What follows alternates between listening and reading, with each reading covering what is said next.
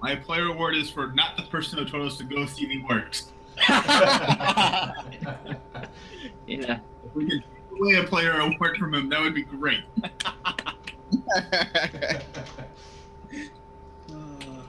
Well then, for previously, you guys had all captured Lord Nagakuta's animal tracker, Valix, and a woman hailing from Nihon as well. And after a little interrogation, you guys learned of Benefisto's mentor, Haveron, being given to a Cyclops tribe where his body was mutilated.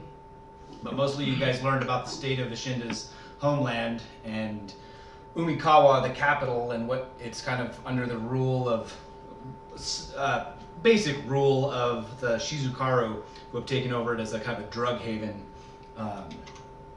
Sons of bitches. After turning the two over to the guards and the shattering of Valix's arms by Benefisto, you guys, That's right. you guys booked passage on a small ship to find Mikhail's tribe, the Uraki. In the process, Jack, you kind of also hope to recover the chest, which your foster father had left you a key to. And through a previous vision, you had seen the Uraki take the chest.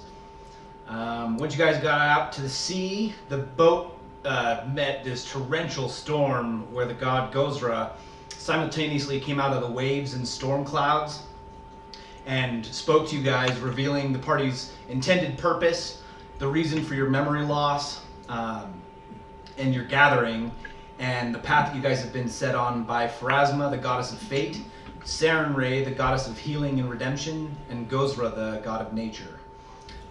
Gozra urged you guys to avoid the corruption that had consumed you previously before your gathering, but Benefisto, you kind of already let that corruption take root in the torture and kind of revenge on Valix. After going ashore, you guys were met by a force of fearsome orc women, and they brought you before the chief of the Uraki horde, an orc named Yurig Borgan. And this slow realization that Mikhail had been the cause of their death of about 3/4 of the tribe. And kind of caught the party in a dangerous position. So here, Aren't I at like 4 health too? you're a little low. You are I'm also surrounded, I think. looking a little haggard. So you guys have been tossed into a pit and find yourselves Christ. squared off with 6 ferocious maidens, the elite force of the tribe. After falling one, Ashinda, you just dropped her in one swift gutting of her throat. But you do look a little haggard from taking the brunt of all of these attacks. And Mikhail, you had just cast haste on the party. Ah, okay. And that brings us, I believe that was everything for your turn, but I wasn't sure if you had something else you wanted to do. I think you still have a move action. I don't think I started my song as a move action yet, so I think I would, I'll take a step forward in front of Jack, so to threaten this area, the square that I'm in. Okay.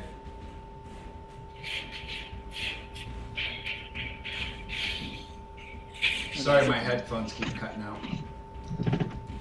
Is the music too loud for you guys? No, it's pretty good right now. Okay. For me, I'm good. Mm-hmm. So next, the ferocious maiden that hadn't done anything yet. She, this one in the back. 40 foot.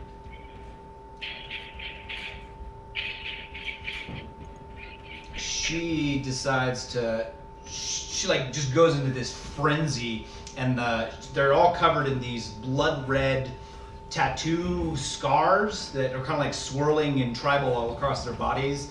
And as she starts freaking out, just going into a rage, a lot of the tattoo red starts to seep out and looks like it's just bleeding. And she runs forward and takes a big swipe at Gutwad. No, Gutwad! Poor gutties. And yeah, she brings this jagged bardiche across the side, and he's small enough that he was able to dodge a little bit out of the way, but it catches him right in the shoulder, and it kind of spins him backwards a little, dealing a decent amount of damage as he turns around. He's bleeding pretty good. Next, this one, seeing you step forward, just zones in on you, Mikhail. Twirls her bardiche around over her head, comes down and cuts you. And you see it coming, and you try and put your shield in the way, but it's swung so hard, it actually kind of pushes your shield out of the way and sinks into your left shoulder, dealing 18 points of damage. Ooh. Okay.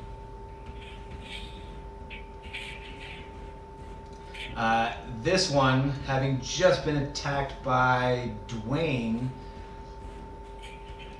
takes a step back and slashes at Dwayne.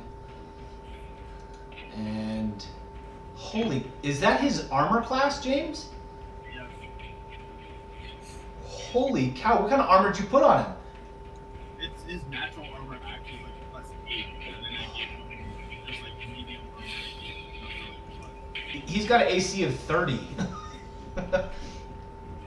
So this bardiche comes, and Dwayne kind of pushes his wings down on the ground and brings up to his full height, and she's just kind of like amazed, slashes up as he's kind of puffing up, and just barely scrapes across some of the leather armor that he's wearing. How big is he? That's awesome.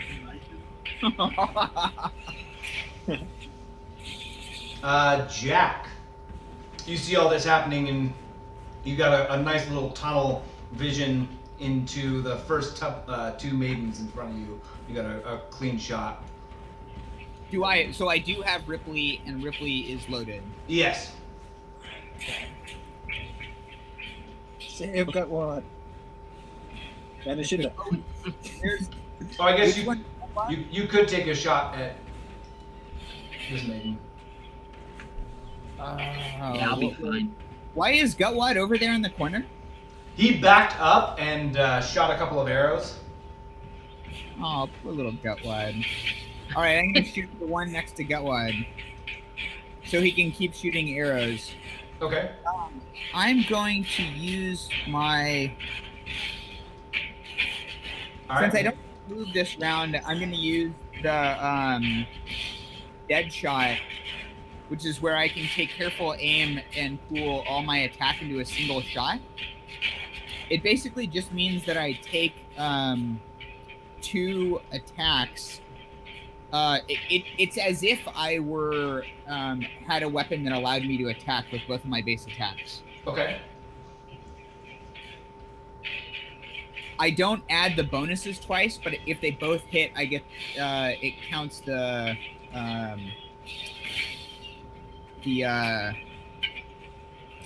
dice rolls twice. Does that make sense? I think, yeah. So it deals the weapon's base damage on both if they hit. Do you add all the bonuses for the first shot? Yes, the whole shot gets 1 dose of all the bonuses. Okay.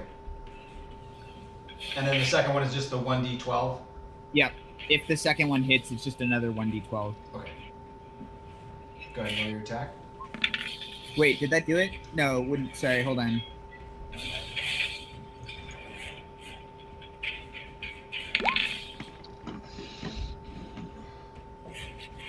All right.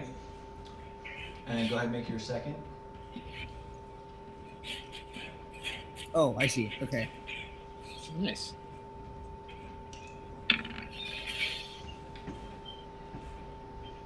I think So it receives the same attack bonus, but not the bonuses for the damage, correct?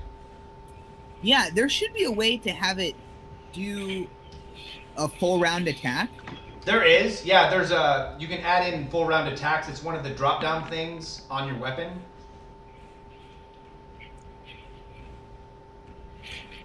Sorry, that was just me checking something. I should note, everybody gets a +1 to their attack from the haste spell. Okay. Oh, that's What right. We is got haste. Yeah. Just attack, not damage? Just attack, yeah. Okay. So, Jack, you hear Mikhail kind of ring out, "Not Gutwad," as the maiden rushes by. You load Ripley, whip it to the side. The barrel just extends right past Mikhail, and you let out 2 just huge shots ringing in this little pit. And both hit. The first one kind of catches her in the arm, blowing a big chunk off of her shoulder. And the second one catches her in her ribs, and she kind of stumbles back, and you hear this, and she spits out a bunch of blood. Oh.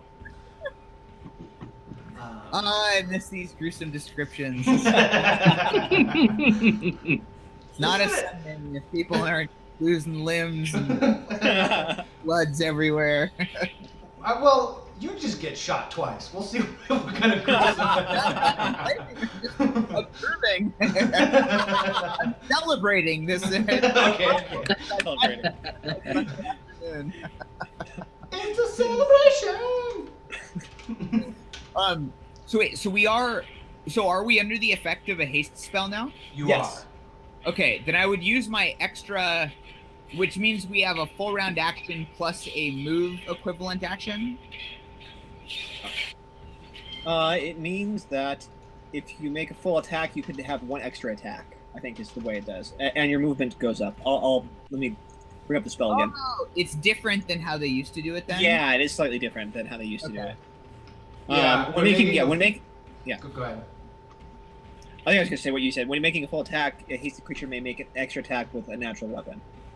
You also get to bonus to your AC, and your movement is increased by 30. Okay. And you use the full base attack bonus. Yeah. Got it. Okay, that probably wouldn't apply here. And if Okay. it did, he would just reload anyway. Well, with that, because remember I don't know if you remember, but we had done this previously. Taking that shot, you're able to get the 2 full shots off, and the haste allowed you to reload. Got it. Okay. Oh, I see. So that's why you... Got it. That makes sense. So a reload at the beginning of next turn. No, so you took 2 full shots and reloaded both times. So next round you will have your gun Got it. loaded. So let's see here. So this maiden is going to step here and then here. Just after you, Jack, had shot these huge, just this massive amount of sound and smoke and flame. Kind of just brought the attention of this maiden. And she comes at you with her jagged bardiche. What are they armed with? It's a bardiche, it's a bladed polearm. They don't have the hooks that the Gisarm has to trip.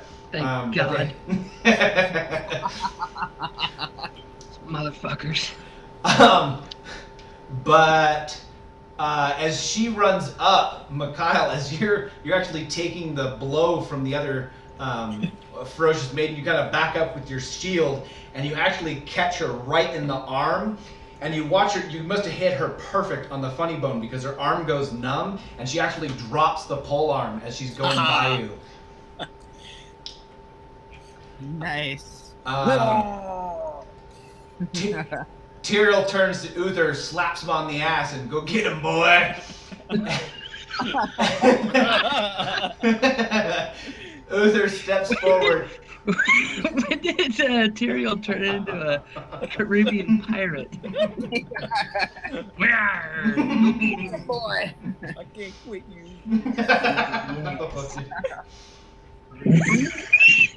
Does Uther give him a sideways glance and snarl?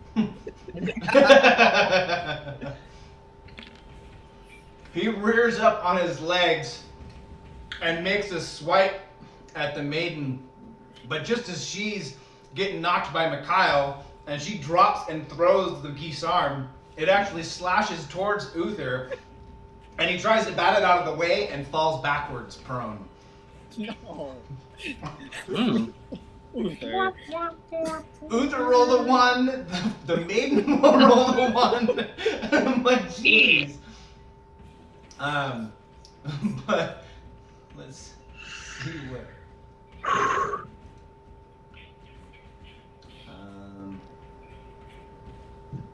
don't think he's any of this.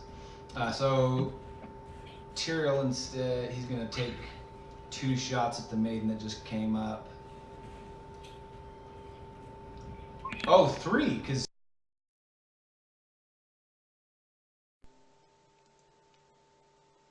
Hello?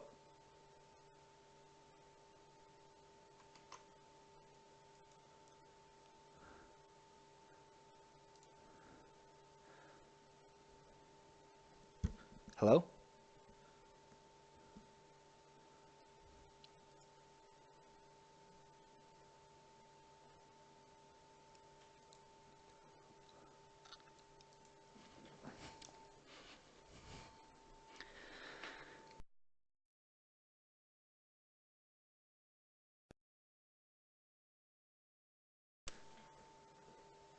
Hello?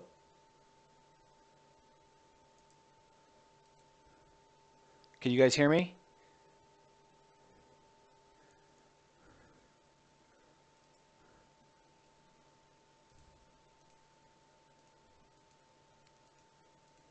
Can you guys hear me?